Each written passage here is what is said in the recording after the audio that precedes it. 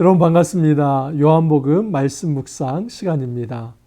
그리스도 예수의 은혜를 통하여서 제자 공동체가 아름답게 성장하고 확장되어 갈 수 있기를 간절히 소망합니다.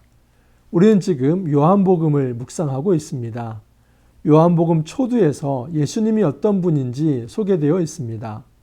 우리가 예수님이 어떤 분인지를 잘 아는 것을 매우 중요한 이유가 있습니다. 그 이유는 바로 예수를 알 때에 내 자신이 어떤 모습인지 알 수 있기 때문입니다. 나의 정체성은 내 자신을 면밀히 검토하고 성찰하는 것에서 시작되는 것이 아니라 예수 그리스도를 먼저 묵상하고 하나님은 어떤 분인지를 알 때에 내 자신이 어떤 존재인지 안다 하는 것을 말씀을 드렸습니다. 여러분, 예수님은 이 땅에 빛으로 오셨습니다. 그리고 예수 그리스도께서 어둠을 물리치시고 이 땅에 진정한 생명을 선물로 허락하여 주셨습니다. 이 일을 먼저 증거하러 온 이가 세례 요한입니다. 세례 요한은 그리스도가 아닙니다. 그 당시 세례 요한은 세례를 주면서 많은 사람들에게 인기를 끌었습니다. 많은 사람들이 세례 요한에게 나와서 당신이 우리가 기다려왔던 메시아 그리스도인가 그것을 집요하게 물어봤습니다. 그때 세례 요한은 나는 아니다. 내 뒤에 오실 이가 진짜 성령으로 세례를 주실 분인데 나는 그의 신들매를 풀기에도 감당치 못할 그런 종에 불과하다라고 이야기를 합니다. 세례 요한에게 두 명의 제자가 있었습니다. 하나는 안드레이고 또 하나는 사도 요한입니다. 물론 이 안드레 외에 사도 요한이 직접적으로 언급된 것은 아니지만 많은 학자들이 세례 요한의 두 제자가 안드레와 사도 요한이었다 하는 것을 이야기합니다. 그런데 놀랍게도 여러분, 세례 요한은 예수님에 대해서 자꾸 증거를 합니다. 그러자 그 세례 요한의 두 제자 안드레와 사도 요한이 예수님께로 갔습니다. 그리고 안드레는 그의 형제 시몬 베드로를 또한 예수님께 인도합니다. 벌써 몇 명의 제자가 늘어난 것입니까? 지금 안드레 그리고 사도 요한, 베드로. 자, 그런데 오늘 본문에 의하면 갈릴리 지방을 가면서 예수님께서 빌립을 만납니다. 그리고 그 빌립을 향해서 나를 따르라 라고 이야기를 합니다. 그리고 그 빌립은 또 인근 지방에 있는 나다나엘이라 하는 사람을 예수님께 인도합니다. 그래서 오늘 말씀에서는 이 빌립을 부르시는 예수님, 그리고 빌립이 나다나엘을 예수님께 소개하고 예수님께서 또한 나다나엘을 제자로 부르시는 모습을 보게 됩니다. 12제자 중에 벌써 5명이 갈릴리 지방에서 모집되었다 하는 것을 알 수 있습니다. 어제도 말씀을 드렸지만 전도라고 하는 것이 단지 교리를 암송해서 전달하는 것이 전도가 아닙니다. 전도는 내가 예수님을 만난 것을 다른 사람들에게도 소개하는 것, 그것이 바로 전도입니다. 그러므로 내 안에 어떤 교리가 있다고 해서 전도가 이루어지는 것이 아니라 진짜 예수 그리스도가 어떤 분인지를 알고 그 예수 그리스도를 내가 영접한 상태에서 다른 사람들에게도 내가 메시아를 만났다, 내가 그리스도 예수를 만났다, 그분이 참 하나님의 아들이다, 그것을 소개할 수 있는 것입니다. 그런 차원에서 이 전도라고 하는 것은 위에 있는 사람이 아랫사람에게 내가 어떤 지식을 가지고 있다, 그것을 소개하는 그런 식이 아니라 내가 하나님의 은혜를 받은 것을 겸손하게 나누는 자세, 그것이 진정한 전도라는 것입니다. 이런 차원에서 전도는 관계 전도가 참 좋습니다. 지금 이 갈릴리 지방에서 이루어지는 안드레, 사도 요한, 그리고 베드로, 빌립, 그리고 나다나엘에 이어지는 이 모든 사람들은 인근 지방에 살면서 서로를 알아갔던 사람들이고, 그리고 그 관계 속에서 예수 그리스도를 소개하고 있다 하는 것을 알 수 있습니다. 여러분, 우리가 오늘 말씀을 통해서도 우리의 삶 속에서 어떻게 제자 공동체가 확장되고 또 성장해 갈 수 있는지, 그리고 그 제자 공동체가 감당해야 할 사명이 무엇인지 한번 깊게 살펴보도록 하겠습니다. 오늘 말씀은 요한복음 1장 43절에서 51절 말씀입니다. 한번 43절에서 46절 한번 읽어드립니다. 이튿날 예수께서 갈릴리로 나가려 하시다가 빌립을 만나 이르시되 나를 따르라 하시니 빌립은 안드레와 베드로와 한 동네 벳세다 사람이라. 빌립이 나다나엘을 찾아 이르되 모세가 율법에 기록하였고 여러 선지자가 기록한 그 일을 우리가 만났으니 요셉의 아들 나사렛 예수니라. 나다나엘이 이르되 나사렛에서 무슨 선한 것이 날 수 있느냐? 빌립이 이르되 와서 보라 하니라. 여러분, 예수님께서 갈릴리로 가시면서 빌립이라고 하는 사람을 부릅니다. 그리고 그 빌립에게 나를 따르라 라고 말씀을 하십니다. Follow me 그럽니다. 여러분, 우리가 앞에 부분에 있어서는 안드레와 또 사도 요한이 이 자기의 스승 세례 요한의 메시지를 듣고 예수님을 친히 찾아왔습니다. 그리고 또한 안드레의 전도를 통해서 베드로가 예수님께 인도되었습니다. 근데 여기 빌립이라고 하는 사람은 누가 누구를 인도했다는 것이 없습니다. 그것이 아니라 지금 예수님께서 갈릴리 지방을 가다가 빌립을 만나고 그 빌립에게 나를 따르라 라고 말씀을 합니다. 정말 우리가 예수 그리스도를 믿는 방식에는 여러 가지가 있다는 것을 알 수 있습니다. 예수님이 직접 호명하여 부르는 경우도 있고 또한 어떤 사람의 인도를 받아서 예수님께 나오는 경우도 있고 다양한 경우가 있다 하는 것을 알 수 있습니다. 하지만 중요한 사실은 그 다양한 경우 속에서 가장 핵심적인 것은 예수 그리스도가 선택하고 또 예수 그리스도가 승인해야만 제자가 될 수 있다 하는 사실입니다. 지금 이 빌립은 굉장히 예수님께 이제 은혜를 입은 것입니다. Follow me, 나를 따르라. 직접 예수님께서 이 빌립을 부르시며 제자로 모았습니다. 자, 그 빌립이 너무나 은혜를 받았습니다. 이제 이 행간에는 없지만 그 행간의 의미를 살펴본다면 아마도 빌립은 하나님 나라 복음을 예수님께 들었을 것입니다. 예수님이 어떤 모습인 분인지를 좀 알아갔을 것입니다. 그래서 담대하게 이제 그쪽 지방 사람 이 나다나엘에게 예수님을 소개합니다. 빌립이 나다나엘을 찾아 이르되 모세가 율법에 기록하였고 여러 선지자가 기록한 그 일을 우리가 만났다. 이 모세와 선지자는 구약 전체라고 말할 수도 있습니다. 모세하면 주로 오경, 토라를 얘기하고 또 선지자는 예언서를 의미합니다. 그래서 오경과 예언서에 기록된 그 그리스도 메시아가 지금 나타났다. 근데 그가 누구냐면 나사렛 사람 예수다라고 이야기를 합니다. 근데 그 얘기를 들은 나다나엘은 처음에는 흥하고 웃어버립니다. 왜냐하면 여러분 이 나다나엘의 고향이 요한복음 21장 1절 2절에 보면 가나입니다. 요한복음 21장 1절 2절 한번 제가 읽어드립니다. 그 후에 예수께서 디베랴 호수에서 또 제자들에게 자기를 나타나셨으니 나타나신 일은 이러하니라.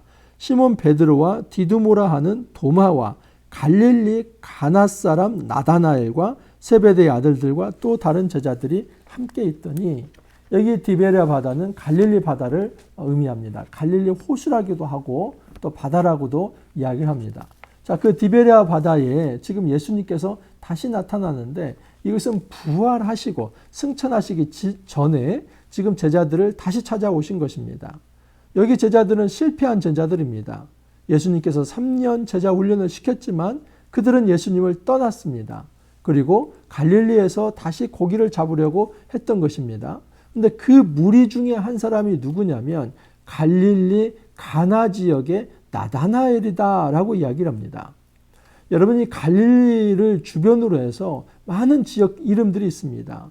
뭐 벳세다, 가버나움, 또 가다라, 그리고 오늘 나온 이 나사렛, 그리고 가나, 벳세다, 이 지역들은 이 갈릴리 호수를 주변으로 다 있는 부근의 이 지역 이름들이다라고 말할 수 있습니다. 그러니까 예수님은 갈릴리 나사렛 사람이고 그리고 안드레와 베드로는 벳세다 사람입니다. 그리고 이 빌립도 마찬가지로 그 벳세다 사람인데 이 빌립이 나다나엘을 부르는데 나다나엘은 가나 사람입니다. 근데 가나나 벳세다나 그리고 나사렛이나 이 갈릴리 지방에 있는 인근 지역들이다라고 말할 수 있습니다. 그래서 지금 이 가나 지방에 있는 나다나엘이 빌립의 소개를 들으면서 흥하여버린 것입니다. 나다나엘이 이르되 나사렛에서 무슨 선한 것이 날 수 있느냐? 이것은 자조 섞인 목소리입니다. 사실 이 갈릴리 지방은 변방입니다. 그리고 이 갈릴리라고 하는 말 자체가 사실은 지역이라고 하는 말인데 사실은 앞에 이방의 갈릴리, 이방 지역이다, 이방 리전, 이것이 원래의 이제 호칭입니다. 그런데 앞에 이방을 빼고 갈릴리, 그냥 지역 해가지고 사실 그것이 고유명사가 된 것입니다. 이런 차원에서 여러분, 갈릴리라고 하는 이 지방은 유대인들, 특별히 예루살렘 지역에 사는 이 유대인들의 시각에 볼 때 그냥 이방 사람처럼 보였습니다. 같은 이스라엘 사람이지만 굉장히 이 예루살렘에 있는 이 유대 사람들은 갈릴리 사람들을 무시했습니다. 그리고 실제로 어떤 성경에 이 갈릴리 지방에서 메시아가 난다는 말이 없습니다. 메시아라고 하는 것은 이 베들레헴에서 다윗의 자손으로 난다 그러지 갈릴리 지방에서 그리스도가 난다, 메시아가 난다 이런 말은 없었습니다. 그리고 실제로 이 나다나엘은 그 갈릴리 지방에 살고 있지 않습니까? 그리고 그 이제 빌립과 베드로 이 사람들도 다 그 인근 지방에 알면서 서로 알고 지냈을 가능성이 큽니다. 그래서 그 면면들을 볼 때 도대체 이곳에서 무슨 선한 것이 나겠느냐? 이 이야기는 이 갈릴리 지방에서는 그리스도나 메시아가 나올 수 없다. 그것을 단언적으로 이야기를 한 것입니다. 여러분, 우리의 고정관념과 편견이 얼마나 무서운가 하는 것을 알 수 있습니다. 내가 가지고 있는 편견 속에서 사실은 그 고정관념과 고집을 꺾지 않는다면 예수 그리스도가 정말 눈앞에 나타났는데도 불구하고 갈릴리 같은 이곳에서 이제 선한 것이 날 수 없다고 하면서 배척할 수 있다 하는 사실입니다. 우리는 이 고정관념과 또 편견을 내려놓고 예수님을 받아들일 필요가 있습니다. 사실은 예수님은 출신은 어디입니까? 베들레헴 출신이죠. 이 베들레헴에서 예수님께서는 다윗의 자손으로 태어나신 것입니다. 하지만 이 애굽으로 내려갔다 다시 돌아오실 때는 나사렛으로 갔습니다. 자, 47절에 보면 그런 이 나다나엘에 대해서 예수님은 굉장히 긍휼 어린 마음으로 그를 바라보십니다. 예수께서 나다나엘이 자기에게 오는 것을 보시고 그를 가리켜 이르시되 보라, 이는 참으로 이스라엘 사람이라 그 속에 간사한 것이 없도다. 여러분, 예수님이 나다나엘을 평가할 때 굉장히 긍정적으로 평가한다는 것을 알 수 있습니다. 참으로 이스라엘 사람이라 그 속에 간사한 것이 없도다. 이것은 예수님께서 이 나다나엘의 속을 꿰뚫어 보신다 하는 것을 알 수 있습니다. 그래서 1차적으로는 이 나다나엘이라고 하는 사람이 매우 순수한 사람이고 또 어떤 사기치거나 또는 속이는 사람이 아니다 하는 것을 알 수 있습니다. 그의 성품적 면면을 예수님께서 꿰뚫어 보고 말씀하셨다라고 말할 수 있습니다. 하지만 여기서 이스라엘 사람이다, 속이는 그 속에 간사한 것이 없다, 이 이야기는 지금 여러분 구약에 있는 야곱과 연결되어 있다 하는 것을 알 수 있습니다. 원래 이 야콥이라고 하는 말, 이 야곱이라는 하는 이 이름 자체는 속이는 자입니다. 근데 그 속이는 자라는 이 야콥을 하나님께서 어떻게 계명해 주십니까? 이스라엘이다라고 계명해 주십니다. 이 이스라엘 이름은 사실 영광스러운 이름입니다.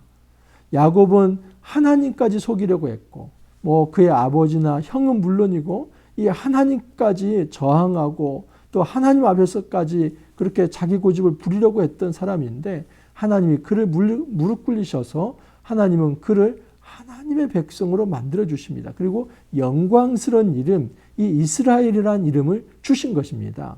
그래서 이 야곱의 속이는 자가 이스라엘 영광스러운 존재가 되었다. 여러분, 이 말을 지금 나다나엘에게 선언을 하는 겁니다. 원래 이 나다나엘이라는 말 자체가 나단 하면은 뭐뭐를 주다라는 의미가 있고 엘 하면 하나님입니다. 그래서 나다나엘은 하나님의 선물이라고 하는 의미가 있습니다.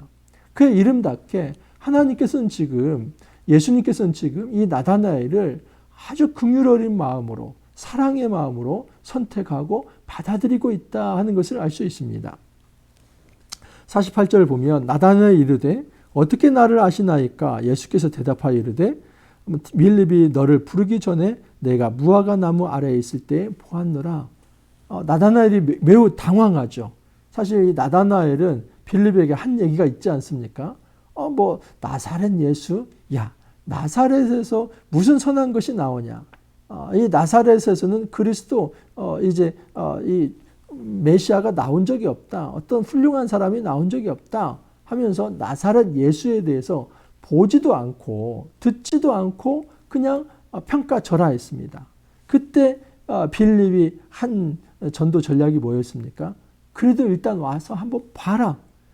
듣지도 않고 보지도 않으면서 그렇게 선입견을 가지고 판단하지 말고 일단 한번 와서 보고 듣고 그 다음에 판단해라. 그렇게 이야기를 한 것입니다. 자, 그런데 예수님의 반응은 이 나타나엘을 예수님께서 이미 보고 계셨다는 것입니다. 나다나엘은 예수님을 알지 못했지만 예수님은 이미 나다나엘을 알고 계셨습니다. 그래서 나다나엘이 이런 얘기를 합니다. 나다나엘아, 빌립이 너에게 전도를 하기 전에, 빌립이 너를 부르기 전에 네가 무화과 나무 아래에 있었던 것을 내가 보았다라고 이야기를 합니다. 그러자 나다나엘이 놀랍니다. 나다나엘이 대답하되 랍비여, 당신은 하나님의 아들이시요 당신은 이스라엘의 임금이로소이다. 나다나엘의 신앙 고백입니다.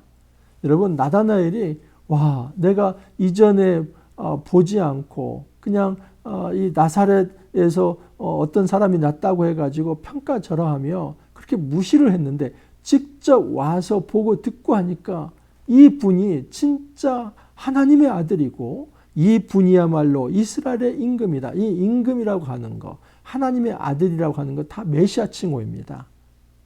지금 이 예수가 진짜 메시아로 이 땅에 온 다윗의 후손이다 하는 것을 이야기를 합니다. 물론 이 나다나엘이 이제 예수 그리스도를 하나님의 아들, 이스라엘 임금이다라고 얘기했을 때는 아마도 예수님을 정치적 군사적 메시아로서 먼저 인식을 했을 것입니다. 예수님이 얼마나 위대하게 하나님의 아들로서 이 땅의 모든 사단의 죄와 사망의 권세를 깨뜨리시며 하나님 나라를 가져오실지 그것에 대해서는 감히 다 모든 것을 알지 못했습니다. 하지만 그가 아는 수준에서 예수님은 다른 분이야. 예수님은 하나님의 아들이고 예수님은 진짜 이스라엘의 왕으로 오셨어. 그것을 이야기를 합니다. 그가 가지고 있는 수준 내에서 신앙 고백을 한 것입니다. 예수님은 이것을 받아들입니다. 여러분, 예수께서 대답하여 이르시되 내가 너를 무화과 나무 아래에서 보았다 함으로 믿느냐? 이보다 큰 일을 보리라. 예수님께서 한마디 하십니다. 내가 너를 무화과 나무 아래에서 보았다고 해서 네가 믿느냐? 빌립이라고 하는 사람이 나에게 얘기해 준 것도 없다.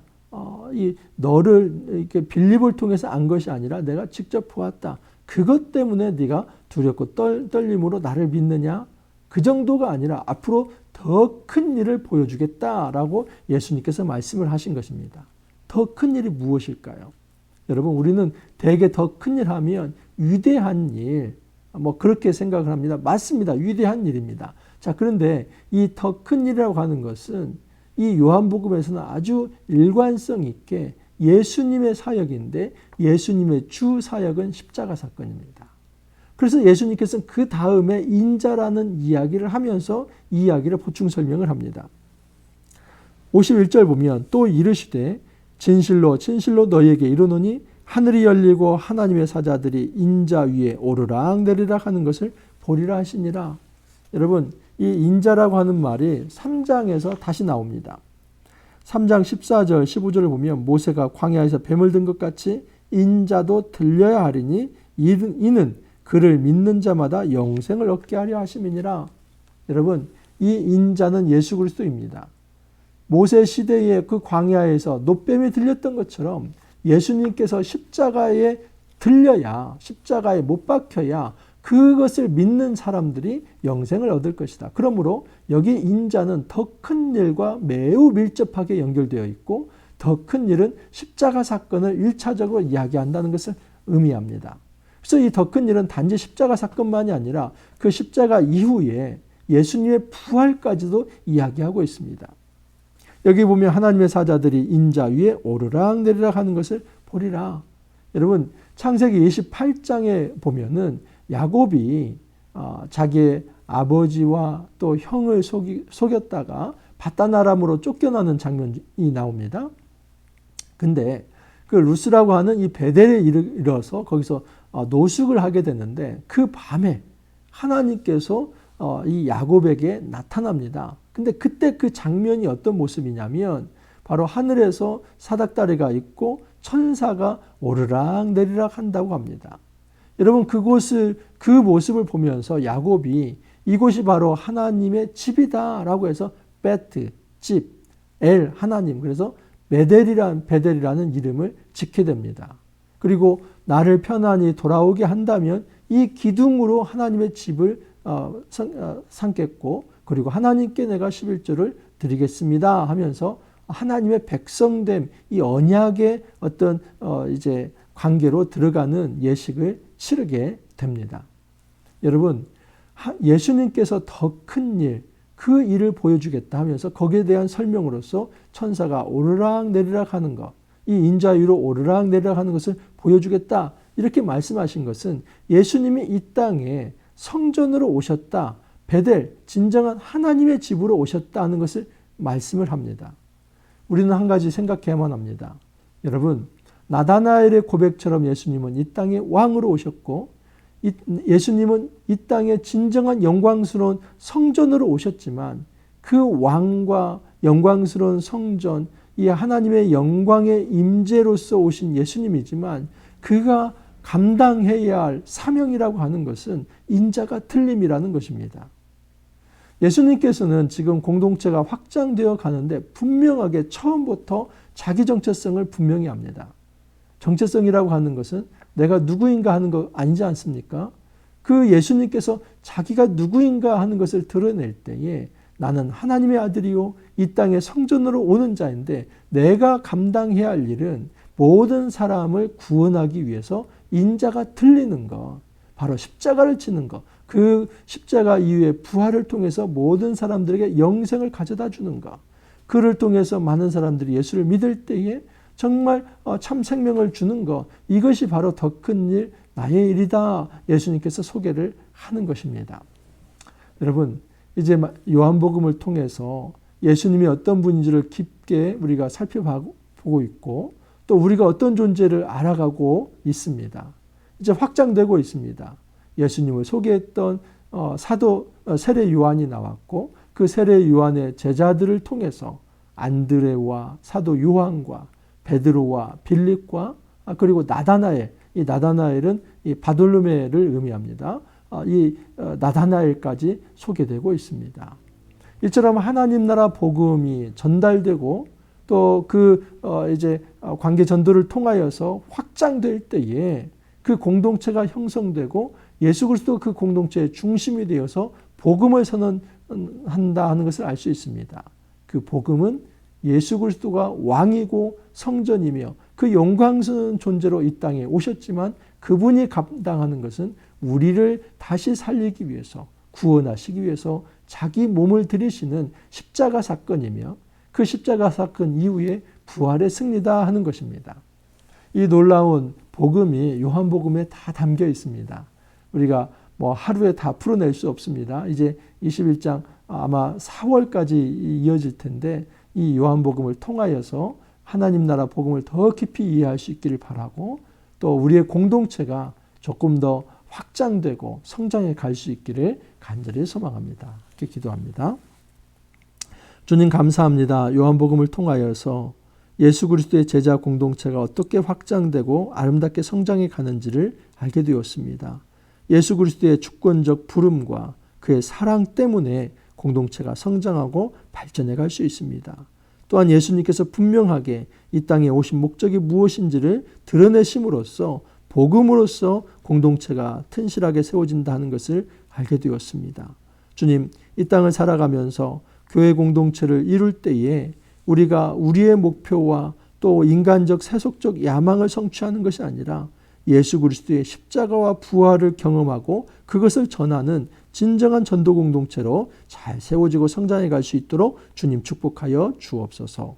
감사하고 예수님 이름으로 기도하옵나이다. 아멘. 여러분, 이제 요한복음 진짜 발동이 걸렸습니다. 처음 시작하는 것이 참 어렵습니다. 새해를 시작하는 것이 엄청난 진통이 있었습니다. 하지만 이제 발동이 걸렸습니다. 여러분, 우리가 신실하게 묵상을 하면서 정말 하나님 백성으로 잘 세워질 수 있기를 간절히 소망합니다.